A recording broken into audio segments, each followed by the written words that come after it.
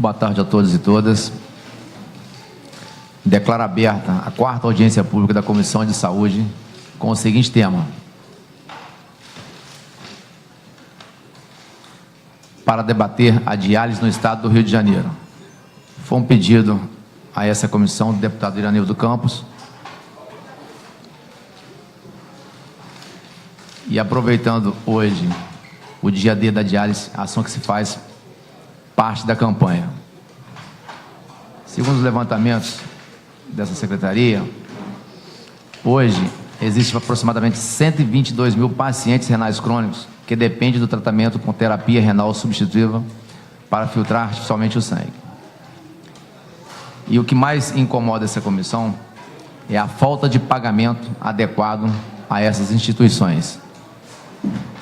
Então, quero aqui passar a palavra para o Iranildo Campos, que foi o deputado que solicitou essa audiência pública. Cumprimentar também aqui a deputada enfermeira Rejane, deputado doutor Julianelli, doutor Marcelo, representando aqui a Secretaria de Saúde, também doutor Carlos Pinho, doutora Bianca e o seu Gilson Nascimento, da ADTERG. Deputado Iranildo Campos. Cumprimentar o presidente, deputado doutor Deodalto, cumprimentar a deputada enfermeira Rejane, cumprimentar o deputado doutor Julianelli, cumprimentar o Gilson, meu irmão, meu querido irmão, que é o presidente da Associação dos Renais Transplantados do Estado do Rio de Janeiro, que me solicitou, e prontamente a comissão aceitou esse pedido dessa audiência, para que nós discutirmos e encaminharmos a quem tenha que tomar essas providências, quanto à covardia que vem acontecendo, não só no Rio de Janeiro, mas aqui nós temos que tratar do nosso Estado, mas no Brasil, essa covardia que existe por parte das prefeituras, do Estado e até do governo federal, num olhar diferenciado que teria que ter para essas pessoas que dependem desse atendimento. Então nós vamos discutir, nós vamos viabilizar, após essa discussão, essa audiência, que a comissão encaminhe, não só para os responsáveis, mas para uma fiscalização mais rígida, mais severa, e principalmente o Ministério Público tem que tomar conhecimento disso, que eles já conhecem isso, sabe desses problemas, não é isso, Gilson? Mas infelizmente as pessoas não se movimentam, não vê esse lado dessas pessoas, né, das famílias dessas pessoas que precisa, né, desse atendimento, essa prioridade. E solicitei também aqui a Secretaria da Mesa que trouxesse aqui para nosso conhecimento uma lei que realmente, ô Gilson, eu não tenho certeza disso, a participação do Estado, que tem muitas pessoas que fazem tratamento e não têm condições de se locomover, e às vezes quando chega, já tem um número de atendimento já nessa clínica, e diz, olha, vem outra vez. Então essas pessoas têm que ter um olhar diferente, né? Elas estão sofrendo, famílias estão sofrendo, e essa é a nossa obrigação, essa é a nossa obrigação. Eu quero também pedir desculpa a vocês, eu não estar com terno, não estar pelo menos de paletó, que eu tive um problema essa noite com a minha filha, né? A minha filha tem 5 anos de idade, e eu tive que sair muito cedo de casa, levar ela ao médico junto com a minha esposa, e de lá não deu tempo para mim passar em casa. Então eu quero pedir desculpa a todos os senhores e senhoras aqui, por não estar adequadamente trajado, como é o nosso dever aqui. Não é favor nenhum, não, é nossa obrigação. Então vamos deixar mais vocês falarem, assim, após a gente vai tomar algumas decisões aqui, através da presidência aqui do doutor Deodalto, que é médico, é uma pessoa compreensiva, entende isso, luta por isso. E está aqui mais uma profissional também da área da saúde, que é a enfermeira Rejane, que vem sempre lutando aqui pela saúde pública da nossa população, e o doutor Julianelli, que também é médico. Então a gente vai deixar, claro que o presidente vai franquear a palavra aos outros deputados, e posteriormente nós vamos ouvir vocês, porque a gente tem que, o político ele tem que aprender, ele acha que é muito poderoso, que ele faz tudo, que ele sabe tudo, mas a gente também tem que aprender a ouvir vocês, e através das informações de vocês que nós vamos começar. Não fiquem preocupados, porque nós estamos aí em época de eleição, falta 30 e poucos dias aí para a eleição, que a coisa vai ficar adormecida não. Na hora que o Gilson me pediu, e solicitou essa audiência, foi que essa casa aqui tem que dar o pontapé. Essa casa aqui foi eleita, nós fomos eleitos para brigar pelos direitos de vocês. Tá? Então, quero agradecer a todos vocês pela presença aqui, e pode ter a certeza que não vai ficar adormecido as reivindicações, as solicitações, as reclamações, né? As coisas que realmente não está funcionando como deveria, e seria obrigação do Estado, do governo federal e dos municípios fazer, e eles deixam de fazer. Muito obrigado. Hein? Agradecer também a presença aqui da doutora Cristina Rocha, da Sociedade Brasileira de Nefrologia. Com a palavra agora a deputada enfermeira Rejane. Toma aqui.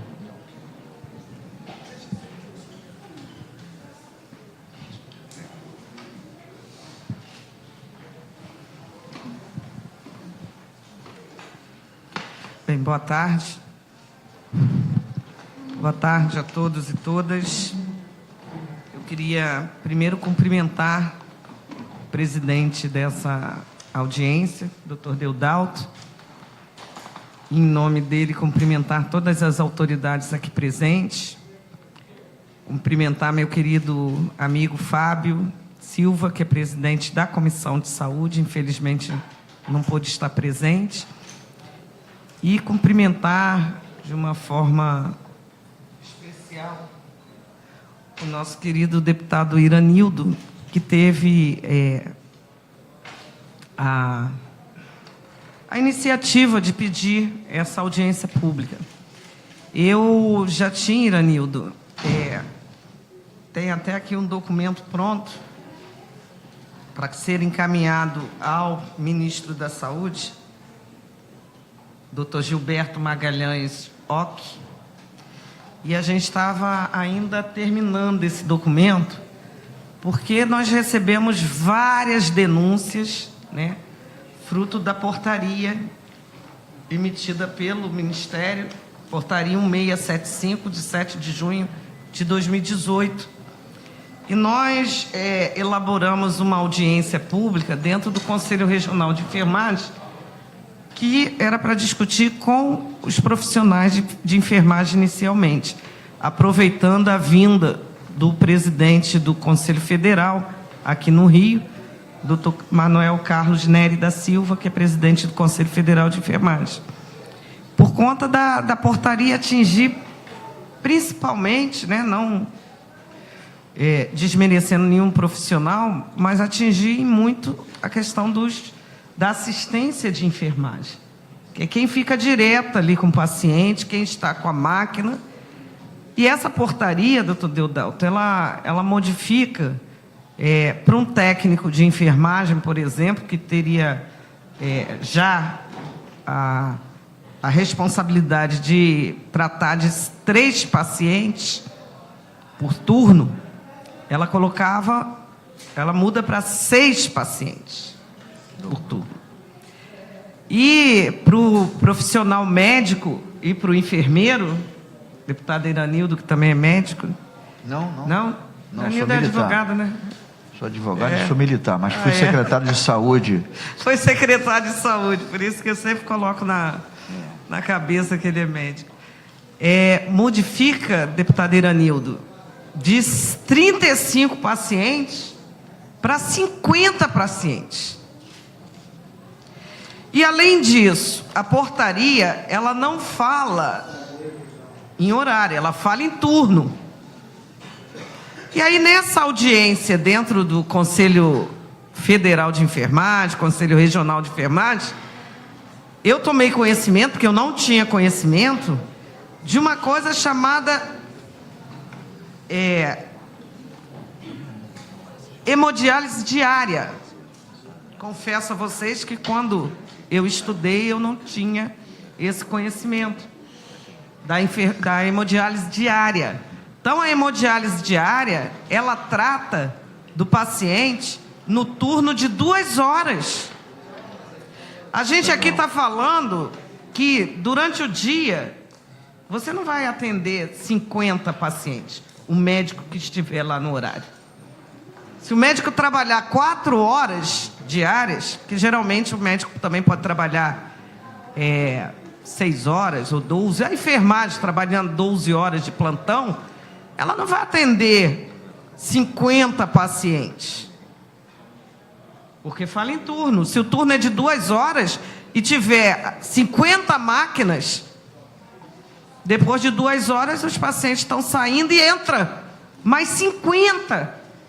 Então, gente, é assim, é uma coisa que é desumana. Desumana para os profissionais e vergonhosa para os pacientes. Porque esse é o risco, Iranildo, que o paciente está ali naquela máquina, você não vai ter tempo. Que vai virar está virando uma fonte, né, de lucro, e eu acho que isso aqui não é interesse para ninguém. A segunda coisa que nós queremos abordar aqui é por que o Ministério modifica essa portaria, emite essa portaria. Porque o Ministério da Saúde, ele está tomando as medidas baseado na Emenda Constitucional 95, na chamada PEC da morte, para quem não sabe. A PEC da morte congela os investimentos, principalmente saúde, né, mas em políticas públicas, por 20 anos. Então, como que os empresários não vão ter condição, nem empresário, nem SUS, nem ninguém, de dar assistência à população, principalmente os pacientes que fazem hemodiálise.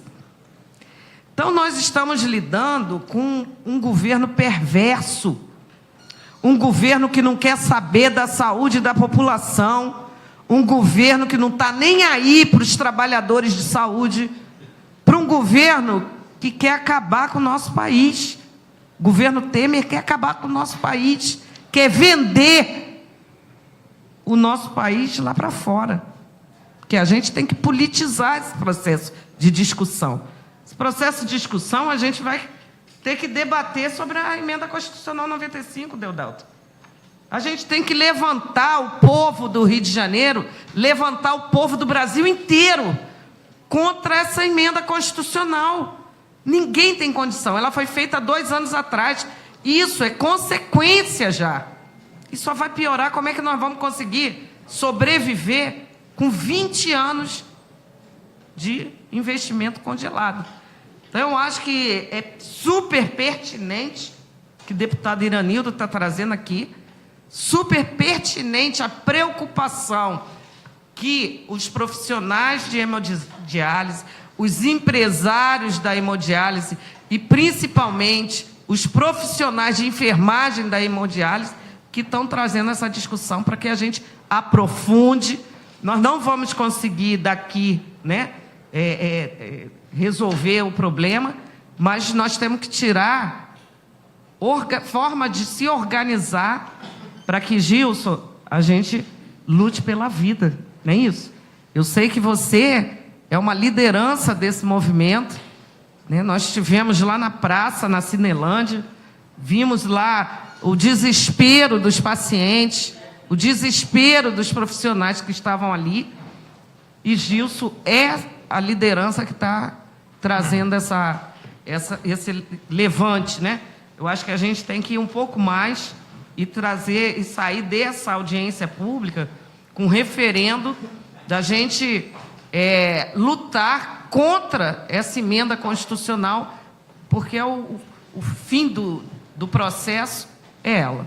Então, Aqui eu já tenho um documento, é óbvio que ele está muito direcionado para a enfermagem. Aqui a gente traz todo o quantitativo de profissionais necessário, a documentação do Conselho Federal de Enfermagem, todas as atribuições que o profissional de enfermagem faz numa sessão de hemodiálise com o paciente, o cuidado com a máquina.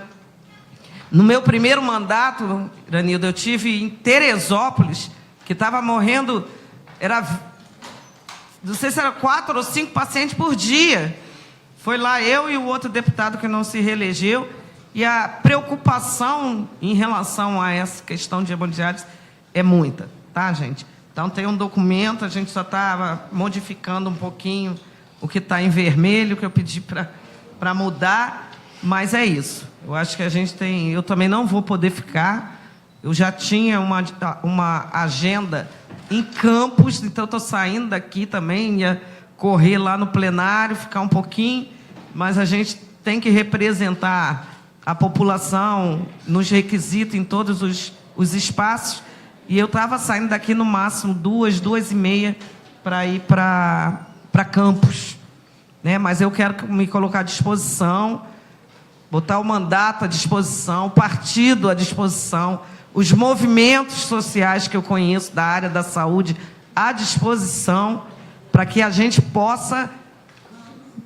caminhar e traçar o correto, que é acabar, detonar essa emenda constitucional, porque nós não vamos sobreviver se essa emenda continuar. Obrigado, gente. Agradecer a deputada enfermeira Rejane, e essa comissão vai estar do lado, primeiramente, da população e do paciente. Vamos ver o que essa casa pode fazer com relação a essa emenda. Tá? Agradecer a minha presença aqui do deputado Paulo Ramos. Franquear a palavra agora ao nosso deputado, doutor Julianelli. Boa tarde a todos. Saúdo o doutor Deodalto, que preside essa audiência, enfermeira Rejane. Saúdo especialmente o deputado Iranildo Campos, que teve a sensibilidade de trazer essa discussão para essa casa. Deputado Paulo Ramos, os convidados aqui que vão, com certeza, engrandecer esse debate. Minha fala caminha numa direção muito semelhante à deputada enfermeira Rejane. Primeiro, a Constituição que garante o direito à vida, que está sendo lesado nesse momento. Todos nós sabemos que foi 120 pacientes em diálise, hemo ou diálise peritoneal, com certeza não representa a necessidade. Muitos estão morrendo aí, fazendo diálise em emergências, fazendo diálise em condições inadequadas, porque o sistema não consegue absorver e dar conta das necessidades. Como eu falei, sigo na linha da enfermeira Rejane, exatamente porque essa emenda constitucional, ela traz essa situação, agrava uma situação que já é muito grave. No início do mandato tivemos um debate exatamente com isso, representando a associação, era a doutora Deise, lá do Hospital de Bom Sucesso, né? Já foi mostrado a dificuldade que existe, uma tabela SUS muito defasada, que não cobre os custos. E agora, com essa justificativa que o governo criou, da emenda constitucional 95, que congela os gastos públicos, especialmente dificultando a saúde pública, vai aumentar com muita certeza, com toda certeza, vai aumentar a dificuldade dos pacientes em tratamento dialítico. Um outro fator agravante também é o não repasse por parte do Estado. Existe a verba federal e os estados e municípios, muitas vezes, seguram o repasse, dificultam o repasse, atrasando por até 30 dias, como está acontecendo na região sul-fluminense.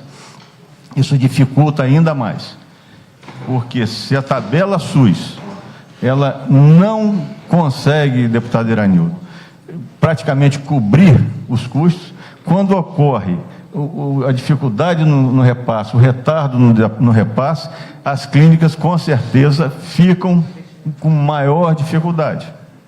Um outro fator é o que aconteceu com os hospitais públicos no Rio de Janeiro. As unidades como Bom Sucesso, Pedro Ernesto, que se encarregavam da política de transplante renal, também estão tendo dificuldade para manter esse ritmo. O Hospital Pedro Ernesto, nós vimos aqui a dificuldade naquele momento mais sério da crise, né, o fechamento de leitos e a dificuldade nos medicamentos de controle da rejeição, né? Então, todos esses fatores juntos levam ao caos que nós estamos vivendo aqui agora. Ao caos que nós estamos vivendo, e vai se agravar. É importante a união de todos nós em torno de uma política, da mudança desse encaminhar da política do tratamento dialítico, porque senão nós vamos ter aqui um verdadeiro genocídio, uma dificuldade de garantir a vida. E aonde que isso aparece com maior está me fugindo a palavra, onde que aparece com maior rudeza, onde que aparece com maior perversidade? Exatamente naquele paciente do SUS, que as clínicas que fazem diálise, elas estão se sustentando e se financiando, fazendo diálise para os planos de saúde. E com isso financiam os pacientes do SUS. Mas a partir do momento que se restringe ainda mais o repasse do SUS, nós vamos ver a perversidade dessa desigualdade social que estamos vivendo nesse país. Todos nós que trabalhamos, vou terminar, deputado Deodaldo, concluindo, todos nós que trabalhamos com saúde pública, sabemos o quanto é difícil ficar no telefone buscando leito, clínica e vaga de diálise. Da mesma maneira que a família se angustia, porque tem o seu parente lá necessitando e não consegue a vaga, o profissional de saúde também vive esse problema.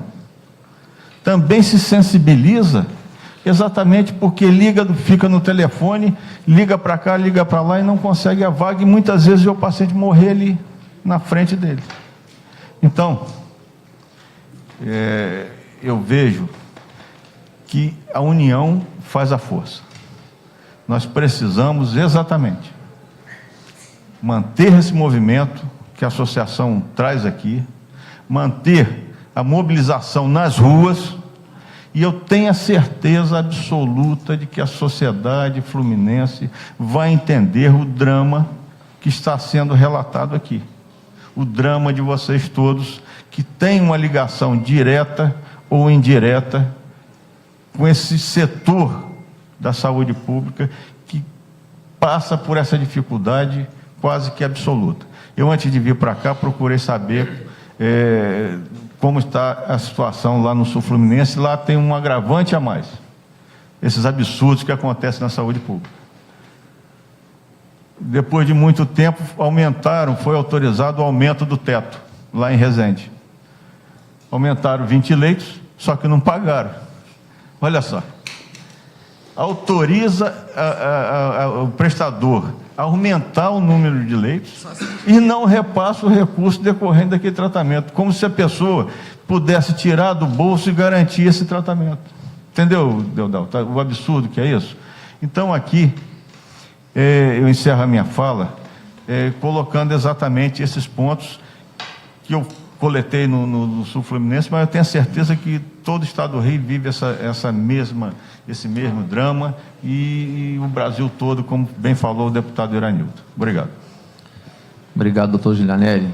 E salientar também, doutor, que algumas cidades que têm gestão plena, citar aqui Belfor Roxo, lá tem a Embel, Instituto Nefrológico Belfor Roxo, que trabalha, quando chega o dinheiro do governo federal, o prefeito não repassa a essas conveniadas. Praticamente todas estão falidas em consequência. Lá, se eu não me engano, são 2 meses de atraso já. É impossível. Foi o que eu falei. Vem a verba federal e não é repassada. Esse é o ponto. Tem a Renal também, lá em Belfor Roxo. Ia falar Renal agora também, tá? Com a palavra agora o deputado Paulo Ramos.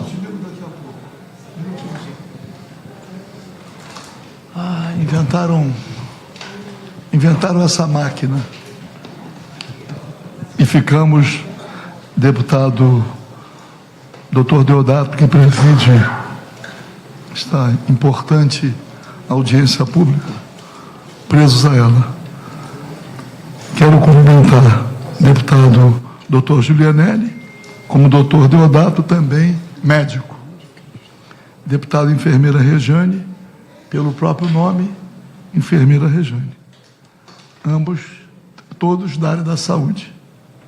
E o deputado Iranildo Campos, que, embora não seja da área da saúde, acumulou experiência nessa área a partir do município de São João de Meriti.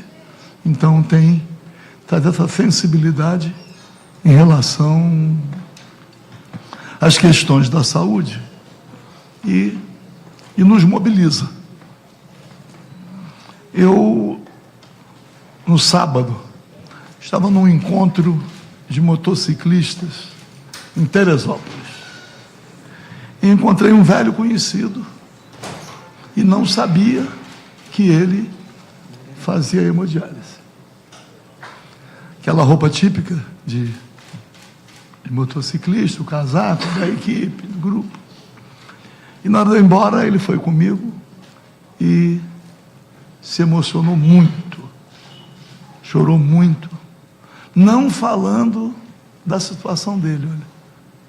Embora ele também, mas ele fazendo um apelo em relação à situação vivida por aqueles que fazem hemodiálise, os pacientes renais. Eu uma vez visitei o Hospital Souza Aguiar e a superlotação, especialmente na emergência, fez com que um médico... Eu estava com o Paulo Pinheiro na época, também médico, era aqui deputado estadual, e o médico, diante da situação que ele enfrentava, ele dizia: eu não me formei, não estou aqui para ser Deus, para decidir quem vive e quem morre. Nós estamos chegando a um ponto, em relação à saúde pública, que a situação é tão grave que devemos agora fazer a opção em relação àquilo que é mais emergencial. E aí, Gilson, você que congrega, que personifica esse movimento, nos leva a essa certeza. Numa situação, a situação que nós vivemos, esta situação é muito mais do que urgente, mas demonstra também o desprezo dos governantes para com as questões mais caras, mais sofridas da população. Eu não ouvi as intervenções primeiras. Quando cheguei aqui, a deputada enfermeira Rejane estava se manifestando. Estive lá na Cinelândia e recebi a comunicação do ato lá pelo Eugênio. Eugênio é amigo meu de muitos anos e que faz hemodiálise. Então, eu venho aqui me colocar à disposição.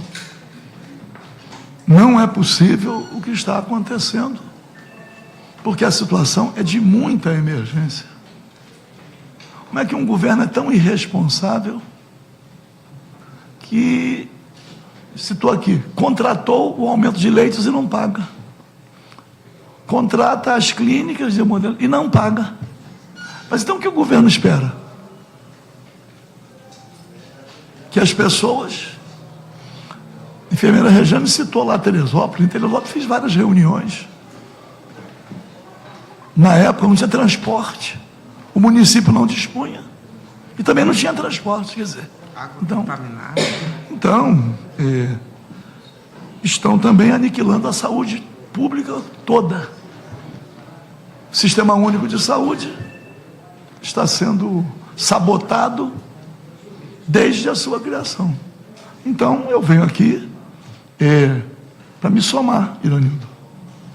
Me somar, no sentido de fazer as pressões necessárias para que tenhamos uma solução a mais rápida possível. E como é que vai passar o tempo? Como é que nós vamos esperar mais? Quando eu falo nós, eu estou me referindo, como é que não há tempo, pô. O sofrimento é muito grande, do próprio e também dos seus familiares. Então eu estou aqui para me somar naquilo que estiver ao meu alcance, aquilo que for deliberado, os caminhos que devam ser seguidos, vai ser nas autoridades que devemos procurar, se tem que ir no secretário de saúde, no governador, onde estiver aqui, vamos tentar abrir as portas e que possamos comparecer sempre com uma representação para que o governante, não é? ele veja as pessoas, que ele olhe para as pessoas, porque a falência financeira do Estado não pode servir de biombo para que o governo não cumpra, pelo menos com algumas de suas responsabilidades. E dentre as prioritárias, talvez a mais emergencial seja esta. Então, doutor Donato, Iranildo é meu comandante. Estou lá perfilado, cumprindo as ordens do Iranildo. Obrigado, sorte aí. Vamos lá. Eu vou pedir para sair, né? Pedir desculpa a vocês, mas já tinha essa agenda.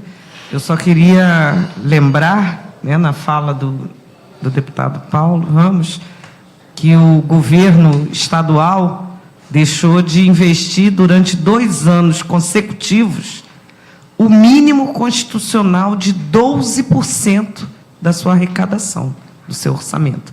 Então, isso tem impacto na nossa saúde. Então, muito obrigado, eu também estou à disposição. Desculpe. Obrigado a você, deputado Temer, tá? E Presidente, questão de ordem. Queria pedir à deputada Rejane que aguardasse mais 3 minutinhos. Prometo que vai ser 3 minutos. Depois o presidente da mesa vai passar a palavra a vocês. Eu queria falar isso, mas que a enfermeira Rejane também se juntasse a esse posicionamento meu que eu vou falar aqui para todos vocês. Não adianta a gente ficar fazendo crítica a secretários, não adianta a gente ficar fazendo crítica a governador, não adianta a gente fazer crítica a governador nem ministro. A situação aqui é outra que nós temos que discutir. Eu falo por experiência própria. Não sou médico e fui 2 vezes em 2 governos diferentes, secretário de saúde, com uma cidade com quase 700 mil habitantes, que é São João de Meriti. Tem 2 clínicas lá de hemodiálise. Nunca deixei um mês atrasado. Nunca atrasei um repasse. O dinheiro vem, todos nós sabemos aqui que o dinheiro veio do governo federal, Rejane. Tá? Tudo bem, minha amiga. O dinheiro vem. Ele vem para onde? Para o Estado repassa para o município e o prefeito paga fornecedores porque tem recursos e tem retorno. O que nós temos que discutir aqui, é se comprometer, presidente, todos nós deputados, se comprometer a oficializar ao Ministério Público, que tenha punições e investigações para que esse repasse destinado para a hemodiálise sejam repassados. O dinheiro vem, eles usam para outra coisa, porque tem retorno para eles, esses covardes, esses prefeitos covardes, que tem algumas prefeituras que repassa religiosamente, corretamente, eles usam o dinheiro para outra coisa, um dinheiro que é destinado para a hemodiálise. É isso que nós temos que se preocupar. Eu sugiro que seja deliberado aqui com os 4 deputados que estão presentes aqui, a enfermeira tem um compromisso, mas que seja deliberado uma imediata comunicação ao Ministério Público, para determinação imediata, tanto o Ministério Público Estadual e tanto o Ministério Público Federal, que são os detentores da fiscalização dessas verbas, é o Ministério Público Federal. E seja oficializado também a Polícia Federal, que eles estão cometendo crime de improbidade administrativa. Os secretários, talvez, a minha maneira da nossa formação militar, quando eu fui secretário, quem mandava na secretaria era eu, não era o prefeito, não. Quando ele falava assim, mas você tem que fazer, olha aqui, prefeito, o senhor não está satisfeito comigo, me exonera que eu volto para a Assembleia. Mas aqui o gestor sou eu. Não é que eu conheça a fundo a saúde, não, mas eu me assessorei de profissionais da saúde que me dava sustentação para me discutir coisas corretas, que é o papel de todos nós quando assumimos a função pública. Senão eu não aceitava ser secretário de saúde. Foi um desafio na minha vida e não tenho dúvida que foi bem feito essa missão que Deus me deu e que as pessoas acreditou, que culminou até com uma homenagem em Cuba pelo Fidel Castro como melhor secretário de saúde em 2001 e 2002 do estado do Rio de Janeiro, de todas as prefeituras. E não sou médico. Então a gente tem que saber fazer gestão. Agora também tem que ser ousado, determinado e com comprometimento com aquilo que está fazendo. Então, para mim, toda essa discussão aqui, não ouvi nem ainda vocês. Vou ficar aqui para ouvir vocês. Mas eu tenho certeza absoluta que tudo que está acontecendo hoje no estado do Rio de Janeiro é culpa dos prefeitos. Não vamos ficar fazendo meia culpa, não. Que o Estado apenas repassa os recursos das prefeituras. E os prefeitos seguram esse dinheiro, que é um dinheiro destinado, carimbado para isso. Então, sugiro o encaminhamento ao Ministério Público Federal, ao Ministério Público Estadual, à Polícia Federal, que isso é um crime que estão fazendo. Obrigado, presidente. Agradeço, presidente. E nós vamos encaminhar tanto ao Ministério Público Estadual e Federal para que tome providências com relação a esses repasses dessas prefeituras. Informação que eu tive aqui agora, que Belfort não está atrasado 2 meses, 3 meses. Imagina, o dinheiro já foi depositado. Imagina a situação dessas conveniadas. Infelizmente, esse covarde faz isso. Não. Presidente, só para deixar uma sugestão também. Nós precisamos ter a informação sobre o recebimento e sobre os repasses, município por município, para não fazer uma coisa que eu digo assim, genérica. Nós temos que ter a informação. Por quê? Aqui, ó. Eu concordo com o deputado Iranildo Campos. A informação é ele. Claro que concordo. Mas nós não podemos simplesmente transferir a responsabilidade para o Ministério Público, ficando aqui numa posição que eu digo de imobilidade. Mas mesmo para ir ao Ministério Público, nós precisamos rapidamente... Requerimento de informações às prefeituras. Existe mecanismo nosso, assim, o dinheiro vem do governo federal e o Estado repassa. Direto para os municípios. Agora Então, já está direto já. Na minha nós vamos época direto. repassava primeiro. Nós temos que consultar. Então.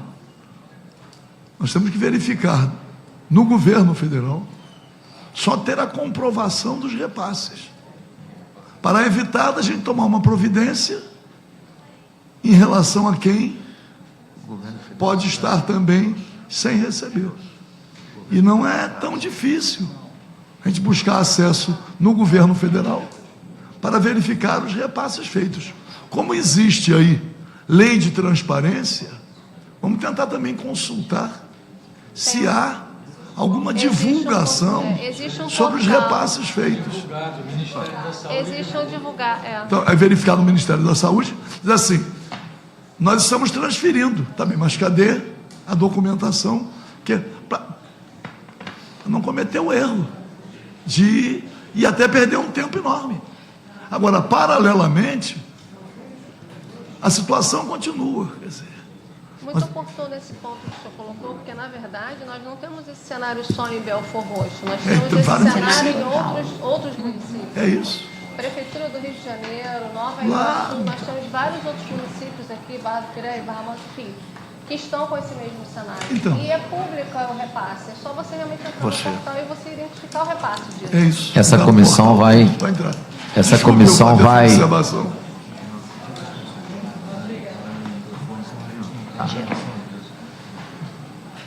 Essa comissão vai acatar e obter essas informações do repasse do governo federal, essas conveniadas, tá? E para falar que as pessoas, quando vão falar, falam no microfone, porque senão não vai ser gravado.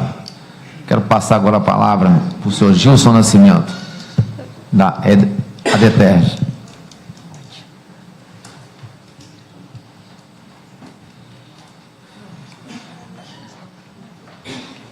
Boa tarde. Cumprimentar o deputado Eudalto, deputado Giuliani, deputado Paulo Ramos, a quem eu já conheço de outras situações, e o meu grande deputado irmão, Iranildo Campos, que eu quero agradecer mais uma vez por ter atendido a nossa solicitação. Vou tentar esclarecer algumas coisas. Essa verba ela é um recurso federal que é repassado direto para os municípios, né? Os municípios de gestão plena recebem esses recursos e devem passar para as clínicas de diálise. Até o ano passado existia uma portaria ministerial que dizia o seguinte, que o recurso saindo do Fundo Nacional de Saúde, chegando no Fundo Municipal, o município teria até o 5º dia, né, após a chegada do recurso, para depositar na conta das clínicas, coisa que nunca aconteceu. Nenhum município fazia isso. Agora mudou um pouco, a coisa cai no bojo da saúde. Piorou mais ainda, tudo isso cai na saúde e fica entregue ao município. O município faz desse recurso o que ele quer, repassa quando ele quer, da maneira que ele quer. O que eu acho que o Ministério da Saúde tem um pouco de culpa nisso, porque ele repassa o recurso e não fiscaliza a aplicabilidade dos recursos que ele repassa. Ele dá o dinheiro e não vai lá saber se esse dinheiro foi repassado, se atendeu as clínicas, se atendeu, ele não faz isso. E também acho que o Estado é um pouco culpado, porque ele tem uma ferramenta na mão importantíssima, ele tem a gestão plena do município, que pode ser cassada a qualquer momento. Tá? O Estado pode cassar a gestão plena do município. Num caso como esse, que para mim é um crime, o Estado deveria tomar alguma providência. Né? O Estado poderia fazer isso, que já foi feito em outras ocasiões, aqui no Rio de Janeiro e em outros estados. O que acontece hoje com a terapia renal substitutiva nesse estado? Nós temos aí cerca de 100 pacientes internados no estado, aguardando vaga para fazer a primeira diálise. A gente não tem teto financeiro, que o Ministério da Saúde não permite aumentar o teto. E o estado não se reinventa para arrumar uma forma de que isso possa ocorrer. Eu acho que o erro do Estado é dessa questão. O Estado deixa um paciente internado, né? O município também deixa o paciente internado, com o custo de uma diária hospitalar que é altíssimo, né? O custo é muito mais alto do que você aumentar um teto e pagar uma sessão de diálise. Mas eles não vêm dessa maneira. Eles preferem pagar uma diálise externa ao custo de R$500, R$600, do que aumentar o teto de uma hemodiálise de 194. Isso é um absurdo. Me parece até que é uma coisa, né? Se você fizer uma conta, você vai ver que é uma coisa simples. Qualquer criança, né? E ver onde está o erro nisso. Então, eu acho que hoje nós temos muito difícil as nossas conversas com o Estado e com o município. A gente não tem muita ligação. Já tivemos aqui uma comissão de nefrologia estadual que funcionava perfeitamente, onde a gente conseguia, com vários segmentos envolvidos, discutir a questão da terapia renal substitutiva. Hoje não existe mais isso. O único trabalho decente, né, de dados estatísticos sobre nefrologia no Estado foi feito por essa comissão.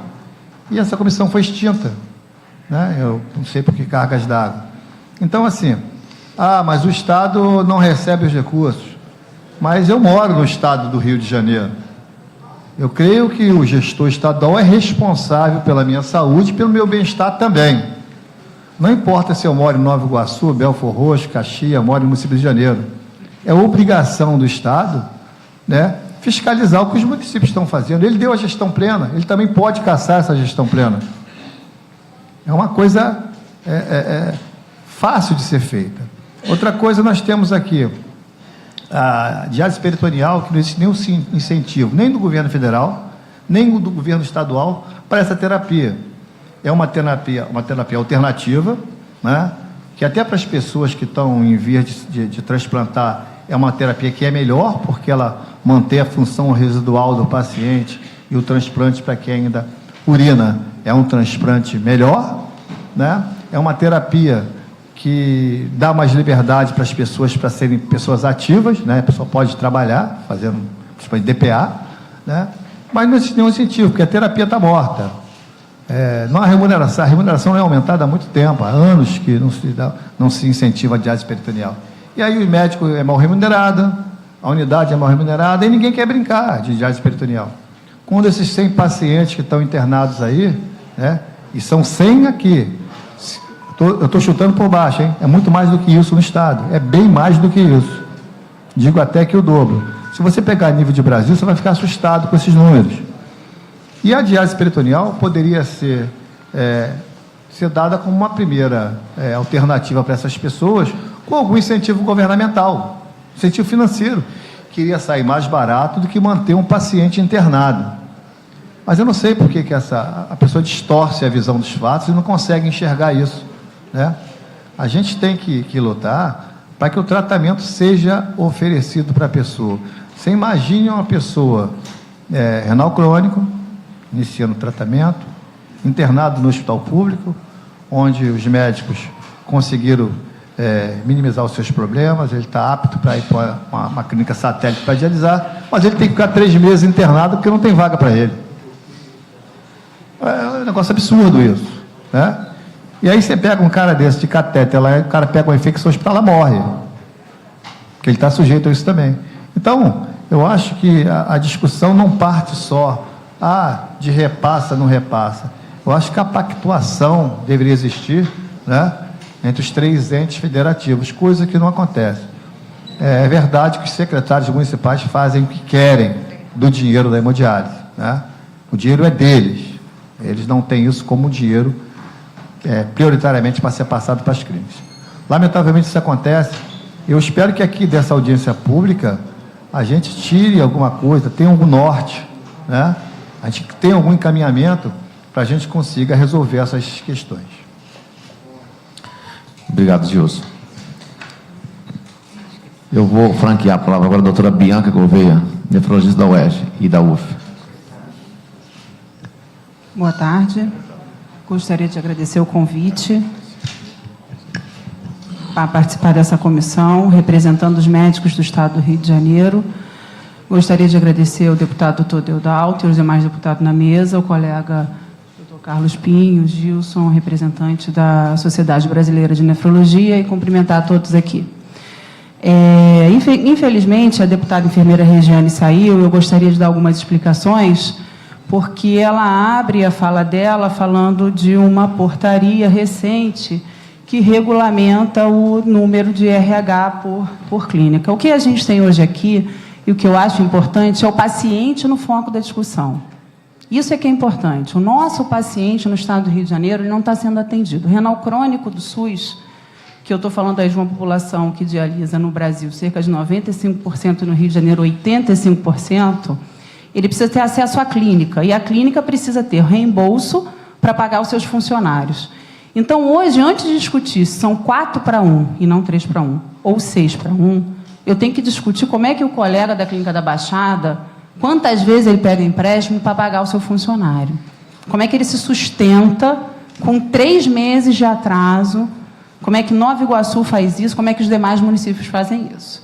Então, a gente tem que entender que a clínica precisa ter reembolso, senão não vai ter clínica de diálise. Sem clínica de diálise, eu não tenho vaga para o SUS. E o que a crise no Estado mostra? Que quanto mais tempo passa, menos clínica querem dar vaga para o SUS. Porque isso está ficando insustentável. Elas querem a iniciativa privada, convênio, o paciente de convênio, que reembolsa um pouco mais.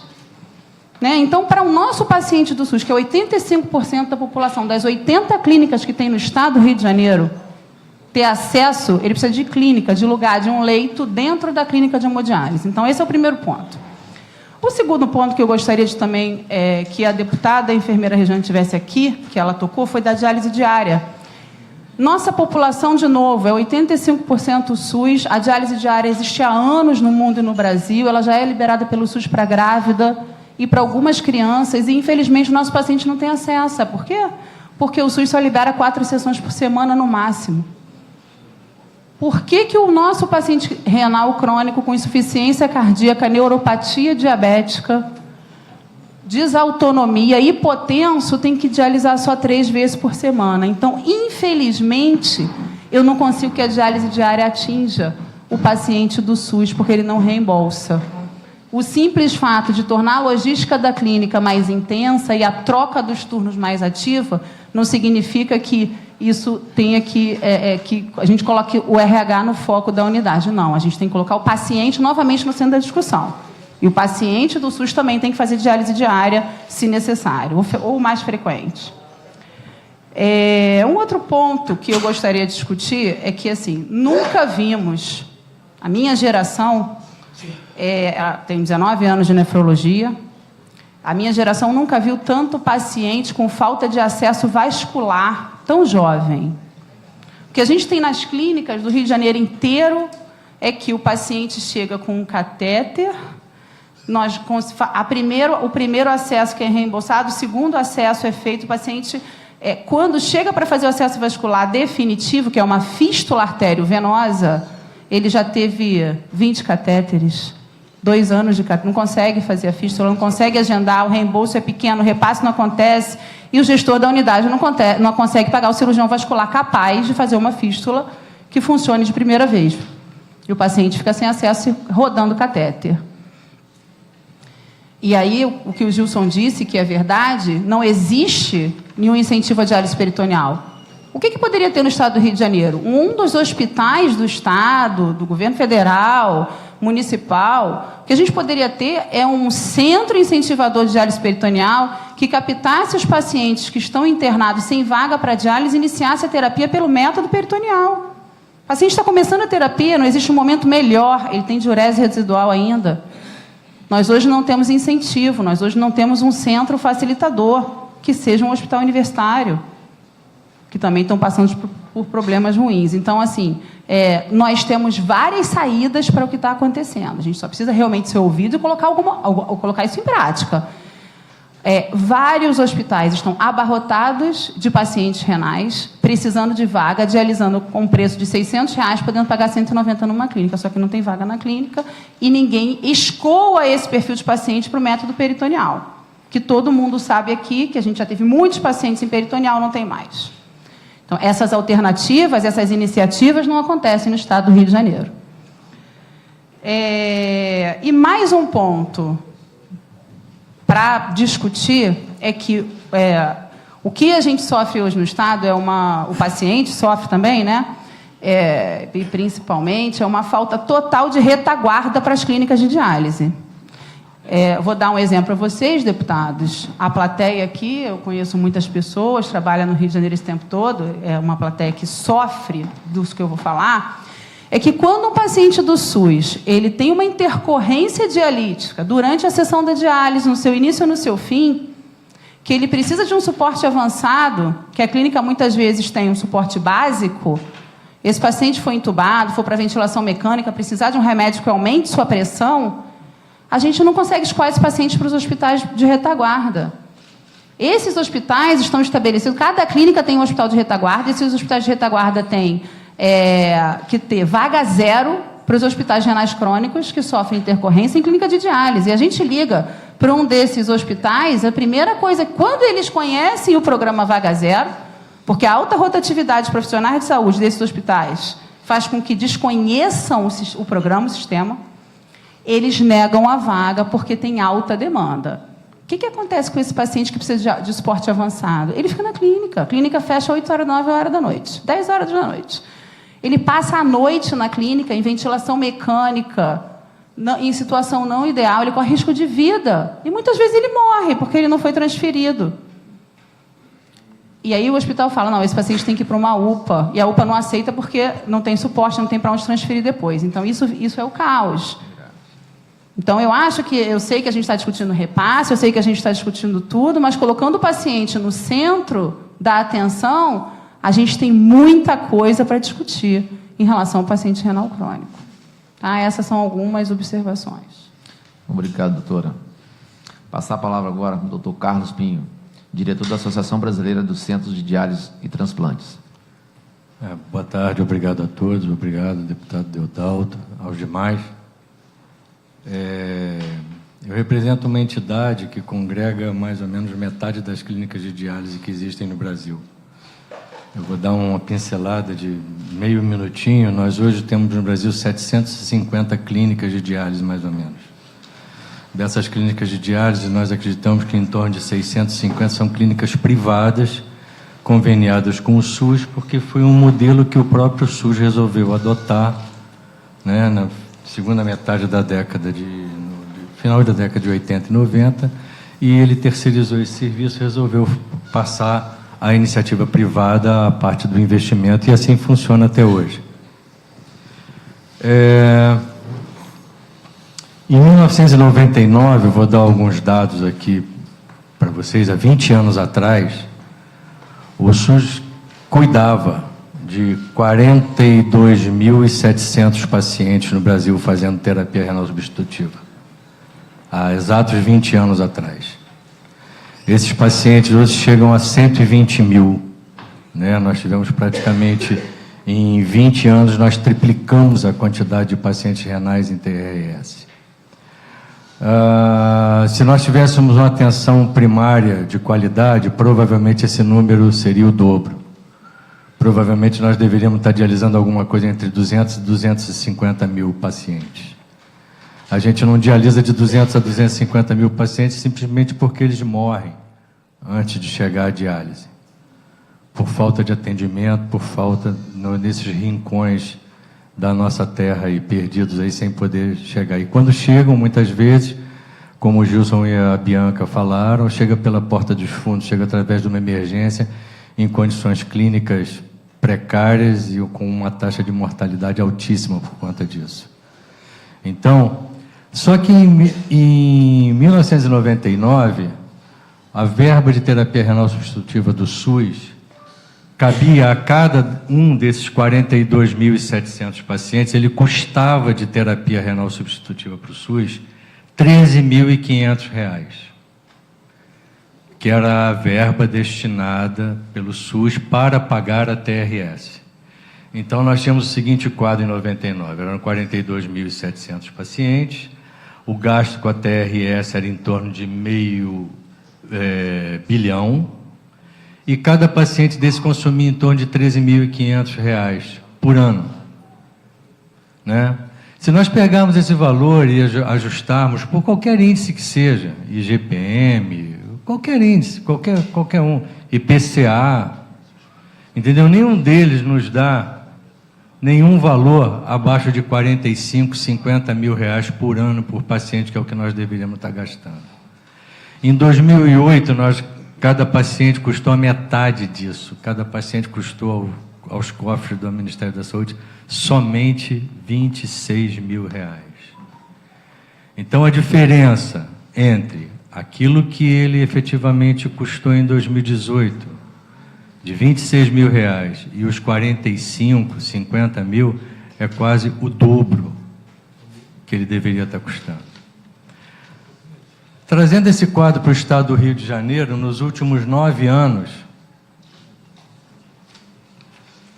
nós tivemos o encerramento de atividades de 48 unidades de diálise e a abertura de 21 somente. Quer dizer, na realidade, nós perdemos metade das clínicas que prestam serviços para o SUS. Eu estou falando só de SUS, né? Abrimos 21 e fechamos 48, né?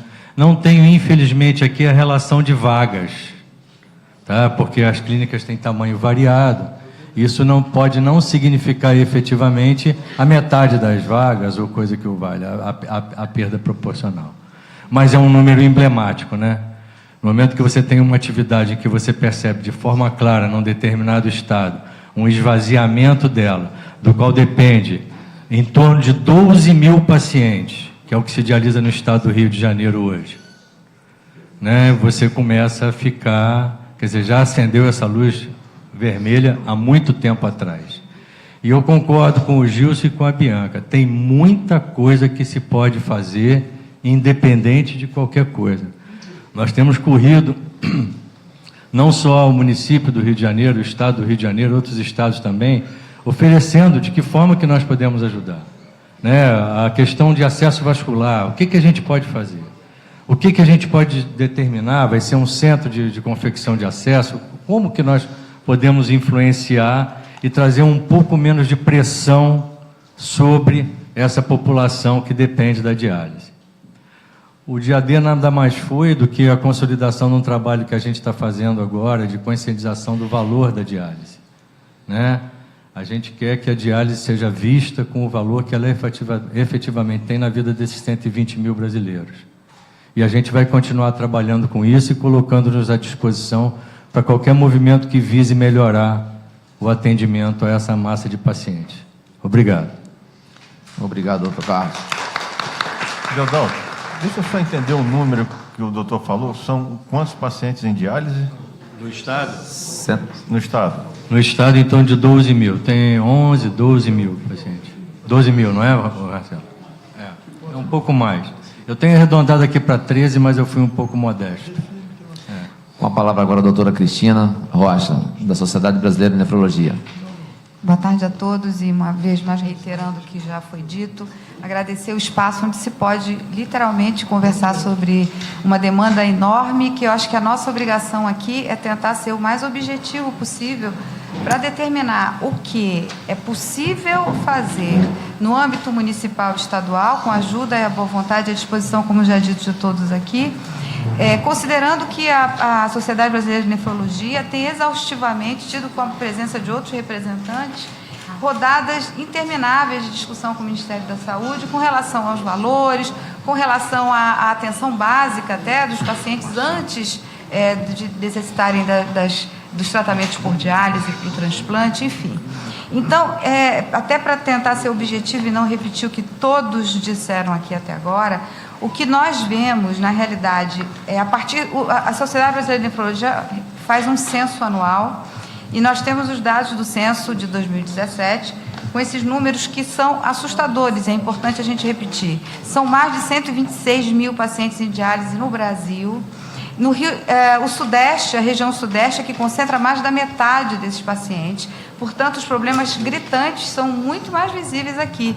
E talvez essa seja a forma, deputados, que nós tenhamos para que nós sejamos ouvidos, né? Porque aqui aparece um número expressivo que certamente se repete e, em algumas situações, em outros lugares do país, de forma pior. Né? Porque se nós aqui, com essa visibilidade toda, temos esse problema, imaginamos o que acontece nos lugares mais distantes, nas cidades menores e menos favorecidas, enfim. Então, a questão toda de que, se o repasse atrasa e se o valor é defasado, ele acaba implicando sempre em duas coisas básicas, em custo muito maior e em sofrimento maior também. Porque na hora que o paciente sai de dentro de um hospital para ir para uma unidade de diálise ambulatorial, ele já passou mais tempo internado do que ele deveria e poderia ficar, ele já teve uma série de procedimentos que foram caros, que determinaram uma piora do quadro clínico dele dali por diante, e ele ainda chega na clínica com menos perspectiva de sobrevida e pior qualidade de vida se tivesse o atendimento antes disso. Então, a colocação da doutora Bianca nesse momento, eu acho que é talvez um foco, não sei se isso é um devaneio, mas como que se poderia viabilizar no atendimento público que esses doentes chegassem em melhores condições nas clínicas, que eles chegassem com acesso vascular ou com acesso peritoneal, porque cirurgiões vasculares, cirurgiões gerais existem dentro dos hospitais, que que eles chegassem com uma modalidade definida e equilibrada. Os números são absurdos. São 90% dos pacientes, dos 126 mil pacientes no Brasil, 95%, 90 e alguma coisa por cento, de pacientes em modalidade de hemodiálise. E se ignora a modalidade de diálise peritoneal, útil, capaz de dar uma qualidade de vida muito satisfatória. Tudo por quê? Porque não tem como esse paciente ter acesso por todas as dificuldades que existem. Então, eu acho que antes dele chegar nas clínicas, antes até da gente dizer que o repasse é fundamental que seja na data e que o valor que se discute, que é uma situação até muito mais complexa, antes de se falar isso, talvez se esse paciente chegasse em melhores condições com atendimento específico, isso seria certamente minimizado. Então, a gente fala em acesso vascular, acesso peritoneal, oportunidade de uma modalidade que não a hemodiálise, a diálise peritoneal. Uma outra coisa que também é um impacto enorme que a gente vê no dia a dia é a questão da proximidade à residência. As unidades ambulatoriais, as unidades satélites de hemodiálise foram idealizadas justamente para distribuir opções, oportunidades mais próximas, mais cômodas aos pacientes, com menos impacto pela mobilidade urbana, que a gente sabe que é um outro problema crítico, pelo menos que a gente conhece no dia a dia. Além de ser um problema crítico a modalidade, é um doente mais frágil, é um doente que precisa de acompanhante. Olha como isso tudo sai mais caro para o Estado. O Estado tem que prover permitir o acesso ao transporte público para o paciente e para o acompanhante. Isso tem um custo também. À medida em que essa distribuição seja feita de modo mais próximo às residências, é um custo também menor. Então, quando a gente encara os problemas todos que existem, a gente acaba vendo que o repasse por cada sessão para as clínicas foi menor. Mas o que se gasta hoje com um paciente em diálise, certamente é o triplo disso. Porque ele fica mais tempo internado, porque ele fica mais doente, porque ele interna mais vezes, porque ele precisa de mais transporte, sempre acompanhado. Enfim, isso tudo eu acho que, se a gente fizer uma agenda mais objetiva e dizer é possível, no serviço público, se estabelecer 1, 2, 3 hospitais estratégicos, eu acho que a comunidade médica pode ajudar nisso. A gente pode chegar e dizer, vamos fazer, nós temos o conhecimento diário, a equipe médica, de enfermagem, que estamos no dia a dia, no atendimento, na assistência direta ao doente. A gente pode dizer, hospitais estratégicos A, B e C, que possam fazer acesso vascular, acesso peritoneal, treinamento de paciente para uma certa modalidade, centros facilitadores. Isso já existe no mundo inteiro. O que a gente sabe hoje é que as clínicas são, e certamente esse número também é conhecido por todos, né? É um serviço público completamente entregue às clínicas privadas. Hoje você tem um número muito menor do que 10% de todas as 750, quase 800 clínicas, não é isso, Pini? São quase 800 clínicas no Brasil, aonde 95%, 92% delas são clínicas privadas. São clínicas privadas que prestam serviço para o SUS. Esse restante são clínicas pouquíssimas dentro de hospitais, clínicas que não se sustentaram, não se mantiveram sendo privadas, só atendendo pacientes privados, de modo que essas unidades, elas não têm a capacidade de oferecer toda essa assistência que o doente precisa com o atendimento ambulatorial que você dá. Então, só como uma informação, dos 92 municípios do Rio, só 1/3 tem unidade de diálise. E nós somos um estado pequenininho, né? Esse quadro também se replica em outros estados com dimensões geográficas muito maiores, criando vazios assistenciais enormes, né? Isso é uma informação interessante também. Bom, completando, a questão das modalidades de tratamento hoje, como também aqui já dito, o mundo inteiro já faz terapia dialítica diária, 4 vezes, 5 vezes por semana, a hemodiafiltração, que é um outro equipamento, que tem um outro custo. Isso tudo é uma realidade que o Estado também precisa conhecer para oferecer para os doentes, do mesmo modo que é oferecido para os doentes de convênio. A questão toda de você poder oferecer uma diálise diária para um paciente de convênio e não para um paciente de SUS faz uma diferença que é desumana, que é ilegal, inclusive. Todos os pacientes são cidadãos, os que têm convênio, planos de saúde e os que não têm. Então, eles têm o direito ao atendimento, à saúde, igualmente, não há essa diferença. E hoje o que se faz? Por questões de impossibilidade, por conta de recursos, de repasses atrasados, de toda essa situação colocada aqui, os doentes são diferenciados. O do convênio recebe a diálise diária, ele recebe hemodiafiltração, ele tem uma possibilidade de um tratamento que tem um custo maior e o paciente que é atendido pelo SUS não tem. Obrigado, doutora. Olha, o nosso tempo regimental está praticamente estourado. Eu vou franquear a palavra aqui, doutor Marcelo Rodrigues, e vou passar um e-mail daqui a pouco para vocês, que nós vamos ter outra audiência pública.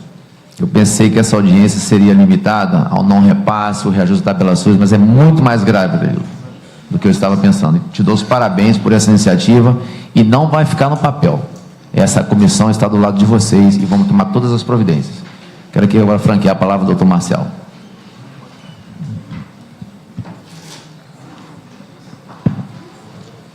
Boa tarde a todos, deputado Eudalto, representantes das associações. Eu estou aqui representando o secretário de Estado de Saúde, que hoje não pôde vir, porque ele está justamente em Brasília. Um dos assuntos com o ministro é justamente o financiamento de uma clínica em Volta Redonda, que o Ministério da Saúde, de forma inadvertida, retirou o recurso financeiro que a gente tinha empenhado para uma clínica de 200 pacientes e levou em conta apenas a média de assistência de janeiro, fevereiro e março. Assim, o tempo está curto, então só para falar algumas ações que nós estamos tratando dentro do Estado em referência à hemodiálise. Nós fomos convidados pelo CONAS, no Ministério da Saúde, na semana retrasada, junto com os outros estados do Rio, da região Sudeste, para tratar justamente sobre a parte de financiamento dentro da hemodiálise no Brasil como um todo. Duas propostas que nós tratamos e vão direcionadas para a CIT, que será realizada essa semana ainda, e o secretário de Saúde está lá também tratando disso, é que o financiamento de hemodiálise volte a ser conforme a produção, ou seja, sem um limite de teto financeiro. Essa é a primeira proposta. E a segunda proposta é a habilitação de todas as clínicas pendentes no Brasil inteiro, tá? Que nós temos uma dificuldade hoje muito grande de habilitação. Vemos um caso que nós tínhamos o ano passado, das 3 clínicas que foram habilitadas no Brasil inteiro, 2 foram do Rio de Janeiro. O esforço da Secretaria de Estado de Saúde, junto com as secretarias municipais de saúde, foi habilitada a clínica de Volta Redonda no final de dezembro e também do Rio de Janeiro, em Campo Grande. Tá? Hoje, nós temos realmente uma fila de pacientes, tá? Principalmente no município do Rio de Janeiro, em Campos. No Rio de Janeiro está por volta de 120, 135 pacientes, e em Campos temos 35 pacientes. O que nós estamos fazendo junto ao Estado? Apesar da portaria 1675 tratar de uma forma que não com a preocupação que ela tem justamente pela parte da vigilância sanitária, principalmente pela diminuição de quantitativo de profissionais para o número de pacientes, como a doutora falou, de 4 pacientes, que agora são 6 pacientes como o técnico de enfermagem, um médico para cada 50 pacientes, que antes era 35. Qual é a política agora dentro do Estado? A gente está tratando com todas as secretarias municipais para verificar se há capacidade de aumento dessas vagas. Um dos questionamentos de todas as clínicas do Estado era justamente por conta que o recurso financeiro e o custo disso se tornava muito caro. Dentro mesmo da Secretaria de Estado de Saúde, nós já tivemos clínicas que pediram a diminuição de vagas, porque justamente por conta que os recursos humanos não estava sendo suficiente financeiramente para essas clínicas. Com essa nova portaria, deputado, algumas clínicas retomaram a solicitação de abertura dessas vagas. O que o Estado está tendo muito cuidado, e também a Secretaria Municipal de Saúde do Rio, que são duas vigilâncias isoladas, a do Estado trata do todo o Estado como todo, e o município do Rio tem a sua própria vigilância sanitária. Nós tratamos, junto da Câmara Técnica de Nefrologia, que a gente está reativando dentro do Estado, que depois eu vou fazer um convite formal para os senhores irem também, tá? A preocupação com a qualidade do serviço dessas clínicas, tá? Hoje mesmo a gente já criou um cronograma de visitas a algumas clínicas que estão solicitando esse aumento de vagas, e temos 2 técnicos hoje visitando as clínicas de Queimados, e vamos começar pela região metropolitana, para verificar que não é só a solicitação de aumento de vagas, se também a qualidade do serviço é disponível para esse aumento de pacientes. Como o senhor sabe, o nosso grande problema hoje, dentro do Estado do Rio, como também no Brasil inteiro, é o problema da soroconversão, justamente pelo manuseio desse técnico junto com os pacientes, tá? Então, a gente está tratando com muito cuidado isso, tá? A gente dá apoio a todas as clínicas, entendeu? A gente trata todas as secretarias municipais como igual, mas a gente também estava verificando que alguns grupos dentro do Estado do Rio de Janeiro e do Brasil, por conta de necessidade financeira, estava reduzindo o número de vagas SUS. Dentro do Médio Paraíba, tá, respondendo ao deputado sobre Resende, a gente estava com uma dificuldade no ano passado, justamente por vagas dentro da região do Resende, Volta Redonda, porque a gente não tinha ainda habilitada a clínica de Volta Redonda. O que nós fizemos? Nós verificamos junto com o Dr. Fleming, que é o representante da clínica de Resende, e verificamos que ele tinha capacidade de aumentar vagas. Verificamos que estava tudo de acordo com a vigilância sanitária e aumentamos. Só que o Ministério da Saúde tem um acerto de contas, que é chamado acerto de contas a cada 3 meses, e retira o recurso que está empenhado e não é utilizado por cada município.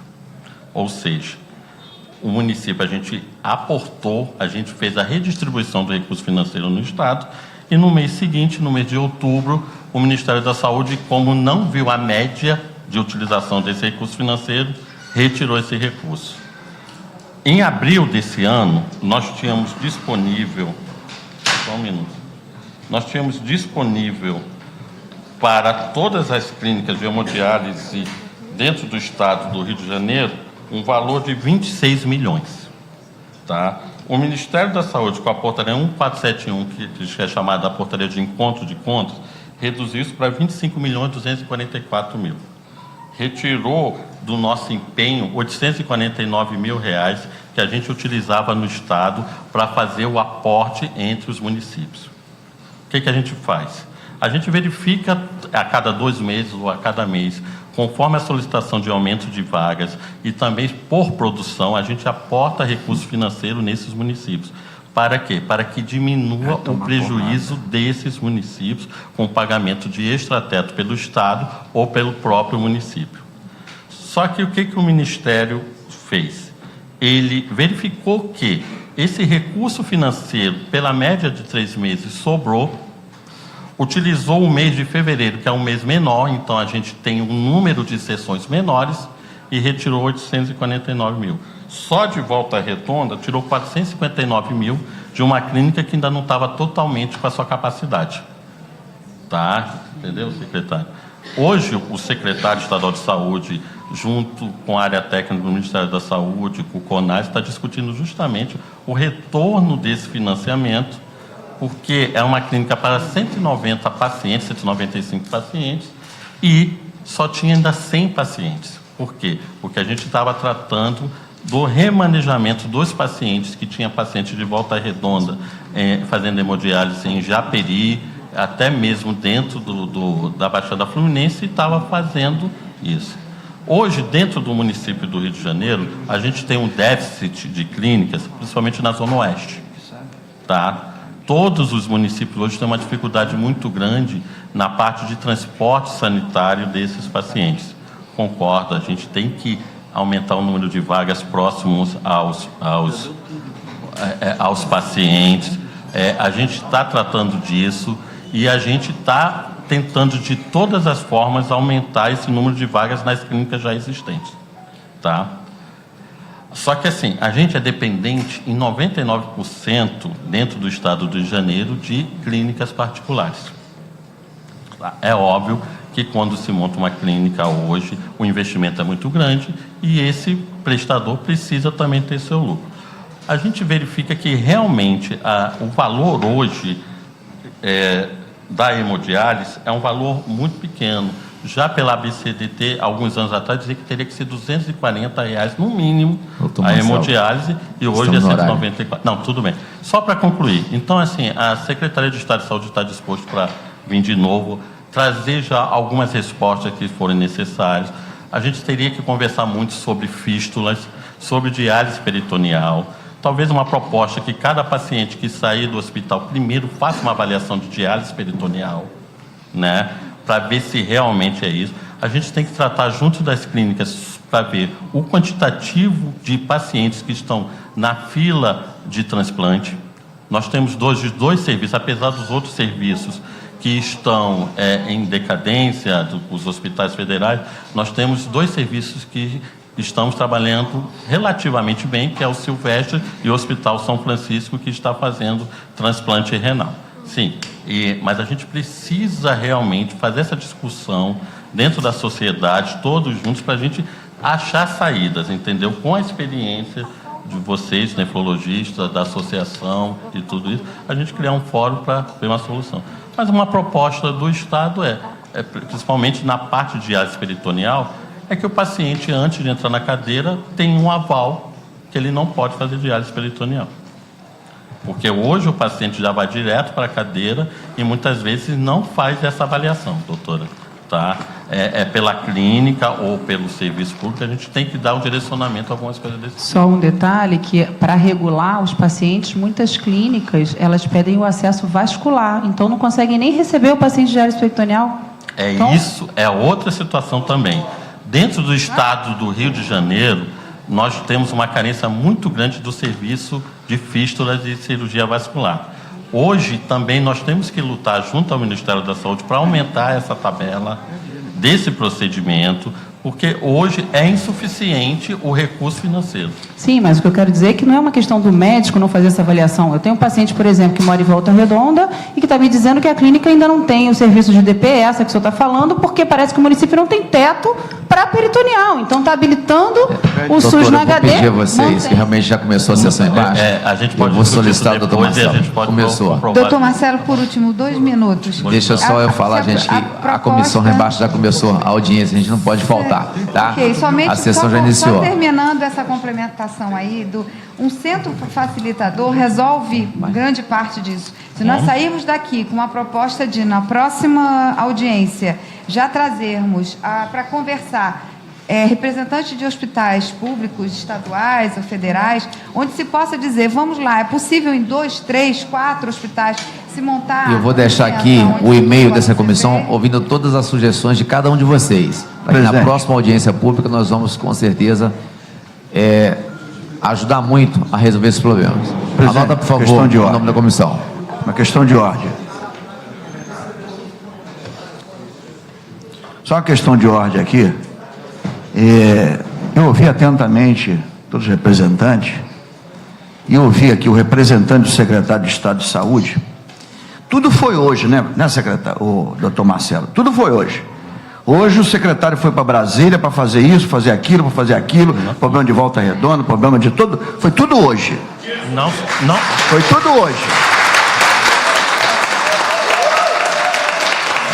Não. Por favor, o senhor não vai me interromper, não. Sim, senhor.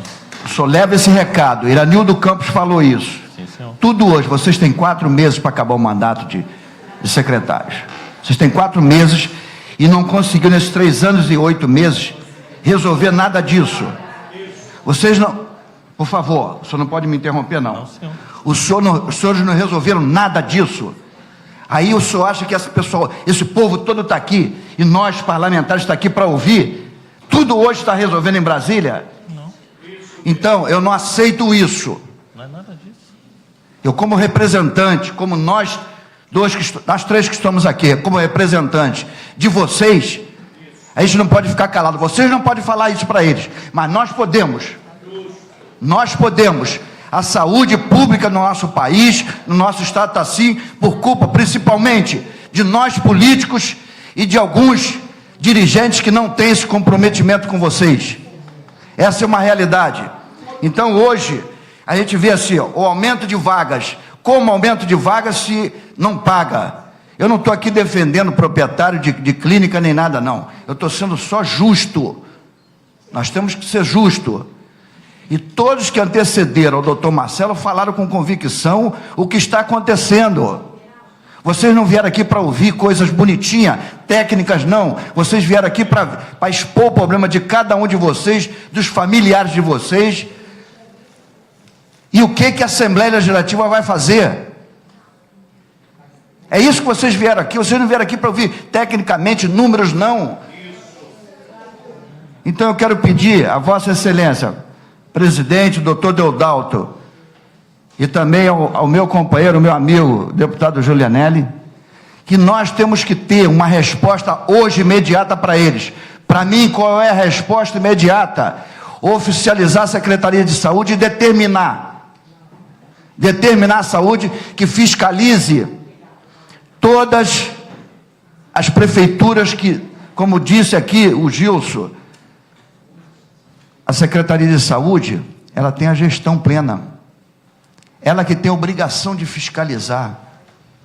E ela não está fiscalizando, só fiscaliza o que interessa a eles. É verdade. Só fiscaliza o que interessa a eles. É uma realidade. Aí vem assim, ó, vai criar a clínica de nefrologia. Vai criar agora. 4 meses, vão criar agora. Está em Brasília, porque está resolvendo isso para criar. Não tiveram a sensibilidade. Em 3 anos e 8 meses, vai criar agora. É isso que vocês vieram aqui ouvir, isso? Aí depois, eu me lembro, eu me recordo disso, que tinha um limite, e alguns de vocês devem saber, em São João de Meriti, tem a clínica, era a clínica CDR e a Grande Rio. Policlínica Grande Rio. Nunca ficaram uma semana de atraso. O dinheiro ia, eu repassava imediatamente. Então tem que ser oficializado. Hoje, o secretário tem que expedir ofício hoje para o Estado, determinando fiscalização, determinando as prefeituras, requerimentos de informação, oficializar em 72 horas essa comissão,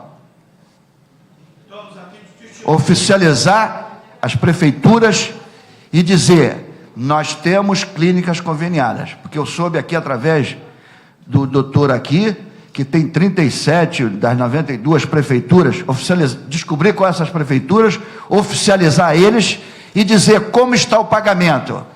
Por ofício, o prefeito assinando ao secretário de saúde. Para amanhã, quando essas respostas chegarem, com informações do Estado também, do que as prefeituras que estão recebendo, e quanto recebeu, porque eu tenho certeza absoluta que esse dinheiro foi repassado. Eu não tenho dúvida. E foi usado para outro. Isso é crime. Isso é crime.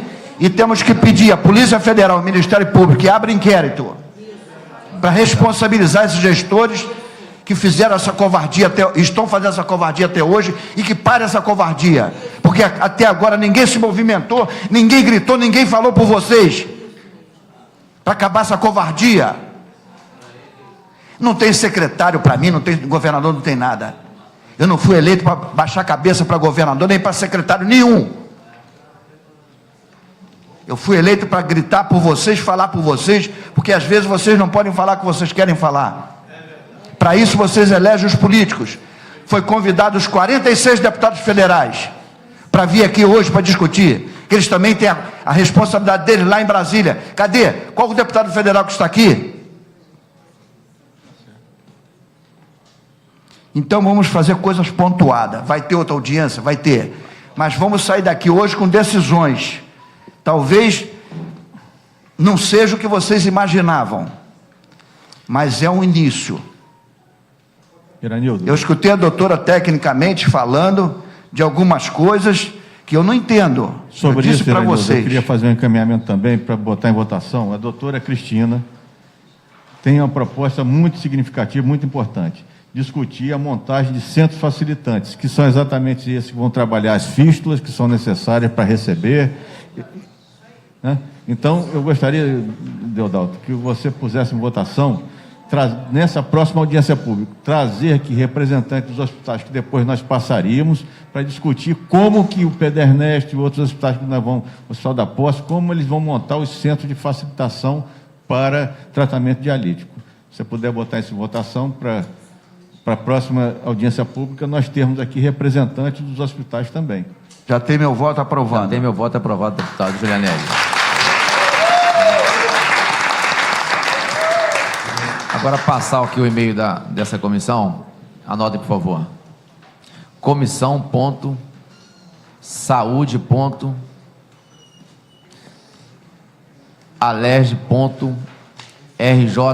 comissão.saúde.alerj.rj@gmail.com. Encaminhar todas as sugestões para essa comissão para a gente tomar as devidas providências. Vou repetir: comissão.saúde.alerj.rj@gmail.com.